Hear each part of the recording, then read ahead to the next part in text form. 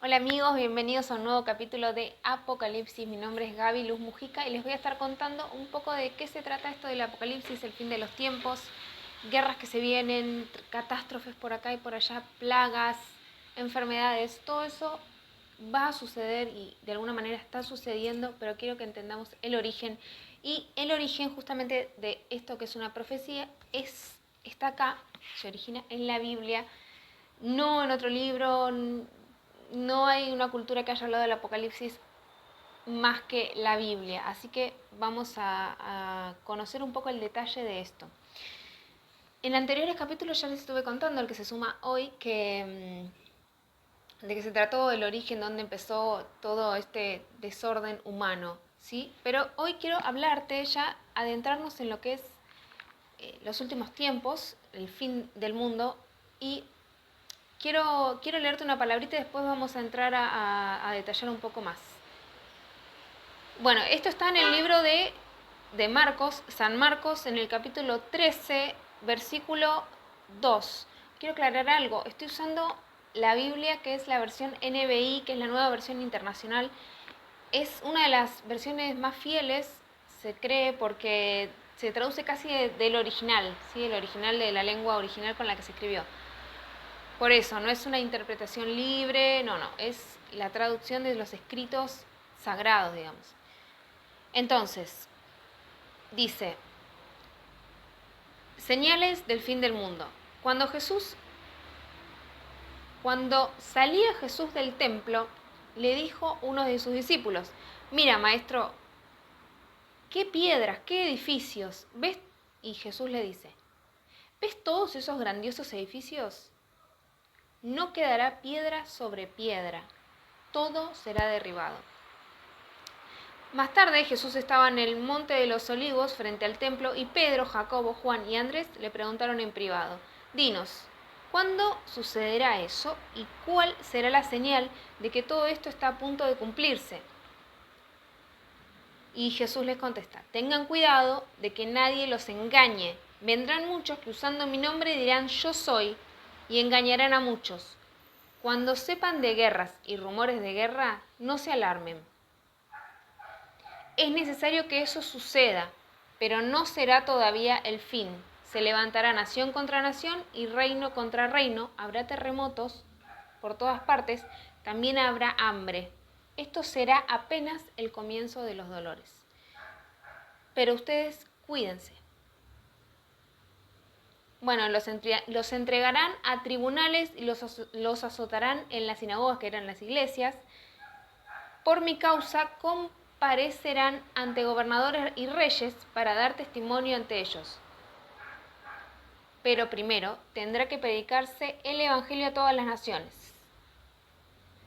Bueno, me quedo ahí porque me interesa esto de darte la introducción de cómo arrancaron las iglesias y ¿por qué te quiero hacer la introducción de cómo arrancaron las iglesias? Porque en Apocalipsis habla muchísimo de las iglesias, habla de los cristianos, los creyentes y los no creyentes, habla de los creyentes apenas y los creyentes en profundidad. Pero primero tenemos que entender el trasfondo de las iglesias. Ahí cuando dice sinagoga es la iglesia, permiso, estoy arreglándome el micrófono, es la iglesia de los judíos, o sea, la iglesia donde generalmente se juntaban, se reunían, leían la Biblia. De hecho, Jesús también era judío, aunque fue asesinado por los mismos judíos o entregado, él era judío.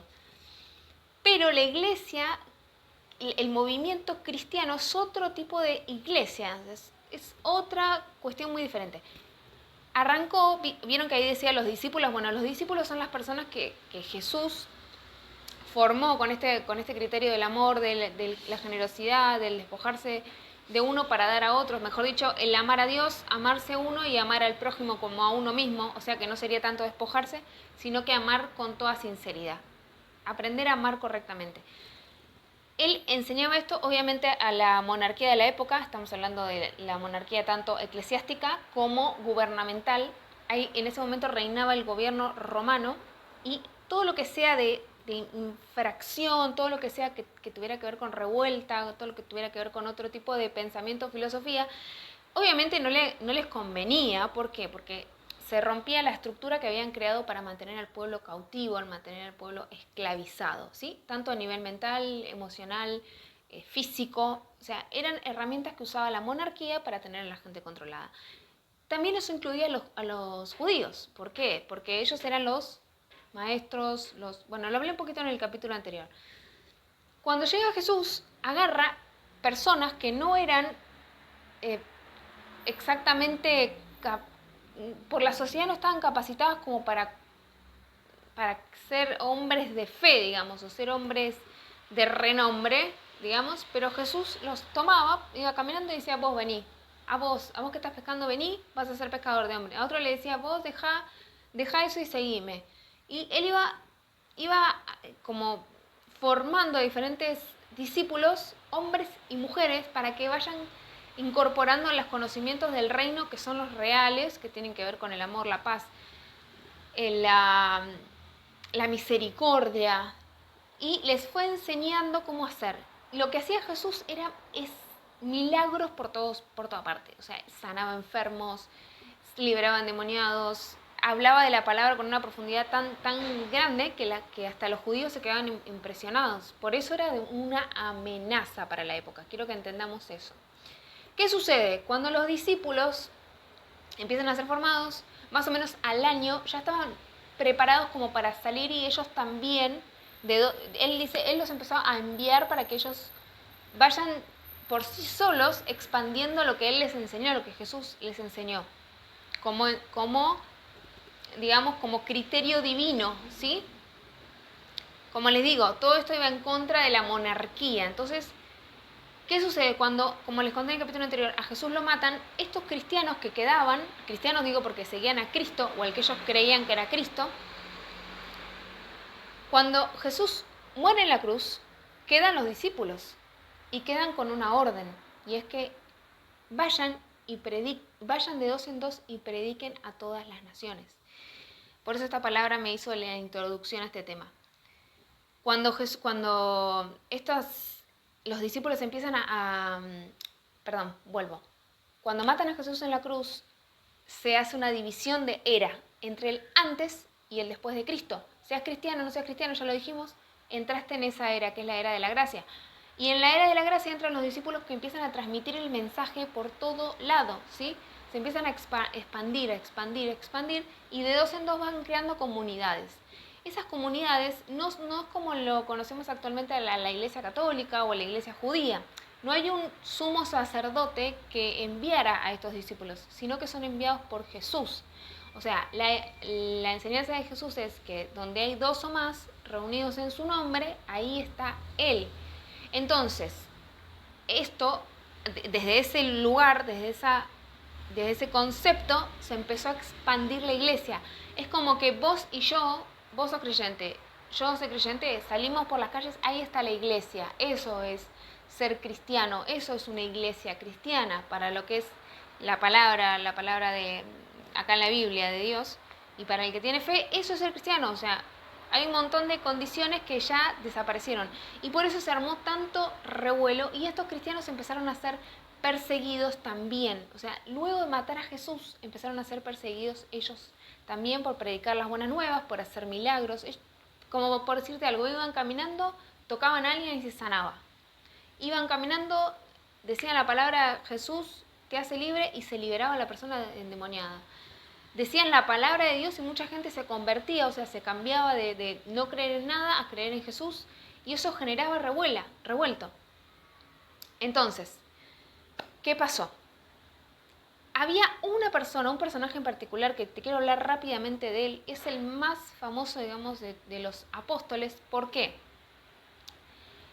Porque primeramente, estoy hablando de Saulo de Tarso, fue un asesino de cristianos. Él, judío de nacimiento, circuncidado, como dice él, sabía todo el libro de la ley, o sea, las mujeres así, se peinan así, se visten así, los hombres así, leen hasta tal palabra, leen este libro, el otro, y así van a ser santos. Él sabía todo, pero no solamente que sabía todo, sino que tenía una pasión adentro por defender el nombre del que él creía que era el Mesías de la época, que no era Jesús, era otro.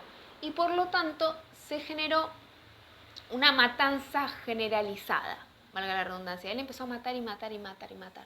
Y ahí empezó lo que es la persecución a los cristianos.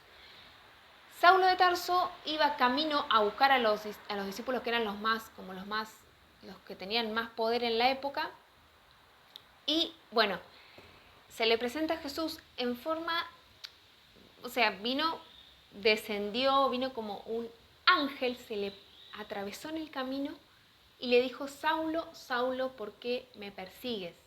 Y Saulo le dice: ¿cómo, Señor, por qué dices que te persigo? Yo estoy persiguiendo a ese tal Jesús, o a los cristianos en realidad. Y él dice: no, porque si los persigues a ellos, es como si me persigues a mí. En ese momento Saulo quedó ciego, o sea que perdió completamente la visión y quedó como con los ojos bloqueados, y lo llevan a un lugar a un cuarto, y ahí empieza a ser tratado por Dios. Dios le pide a otro discípulo, por otro lado, que vaya a verlo, o sea, se le aparece también en forma de ángel, le dice que vaya a verlo, que tiene que entrenar a Saulo de Tarso. Entonces el discípulo de este otro le dice: pero estás loco, o sea, ese tipo es un asesino de cristianos. Dice: anda, porque yo lo elegí para que lleve mi palabra. Es impresionante, o sea, acá nos damos cuenta que Dios no tiene límites. Entonces el discípulo va, lo asiste, lo ayuda, lo cuida en esos 3 días. Son 3 días específicos donde Saulo no come ni toma nada, y ahí es donde se va, digamos, formando el discípulo que fue el que más iglesias plantó. O sea, hablamos de que eran de dos en dos, o sea, él iba haciendo de 2 en 2 iglesias por todos lados. Y es más, a los primeros que se les apareció fue a los judíos, diciéndoles que tenían que creer en Jesús, y los judíos le decían: ¿estás loco, flaco? Perdón, hablando mal y pronto. Si vos matabas a los judíos, a los cristianos, ahora querés que creamos en el mismo Cristo que vos matabas. Había todo un revuelo, y Pablo se convirtió en el revolucionario de la época. Él se paraba en medio del Coliseo romano, estamos hablando del Imperio Romano, y él hablaba de Jesús a todo mundo. Como él era ciudadano romano, tenía ciertos beneficios, o sea, Dios no fue azaroso al escoger a Pablo. Dije Pablo, pero no es que me equivoqué de nombre, es que Jesús le cambió el nombre, y él dice que ya no se llama Saulo, que ahora se llama Pablo. Porque después les voy a buscar el significado de la palabra, del nombre Pablo, pero todos los nombres tienen un significado. Después se los voy a dejar por ahí anotadito. Así que es tremenda esta historia, es espectacular cómo se expande el reino, y hoy por hoy no estamos lejos de eso. La iglesia es completamente perseguida, y también es una iglesia que se equivoca mucho, así que hay mucho para hablar, tela y tela y tela, y en los últimos tiempos habla de las 7 iglesias, además de la gente que no conoce a Dios, además de la gente que sí conoce y está ahí en el medio dudando. Habla mucho de las iglesias, por eso les hago el hincapié de qué es una iglesia, cómo comenzó, cuáles fueron los orígenes, para que ustedes también entiendan lo que es un cristiano, lo que es un evangelista. Evangelista quiere decir las buenas noticias, o sea, el evangelista es el que lleva las buenas noticias, y el evangelio es la buena noticia. La buena noticia es la de la salvación, de que a través de Jesús se puede salir de esa situación compleja que va a traer el apocalipsis, de esa muerte, destrucción y todo lo demás. A través de Jesús se puede ser libre, se puede salir, podemos tener salvación. Por eso es la buena noticia, por eso se llama evangelio, por eso se les dice, algunas personas les dicen evangélicos. Pero bueno, Dios no es una religión, Dios es amor. Vamos a dejar este capítulo hasta acá, y nos vemos en el próximo capítulo. Vamos a hablar de qué sucede, cómo se empezaron a formar las iglesias y qué implicancia tienen en el apocalipsis, ¿sí? Te espero en el próximo capítulo, y ya entramos en los últimos tiempos, así que estate atento. Un besote grande.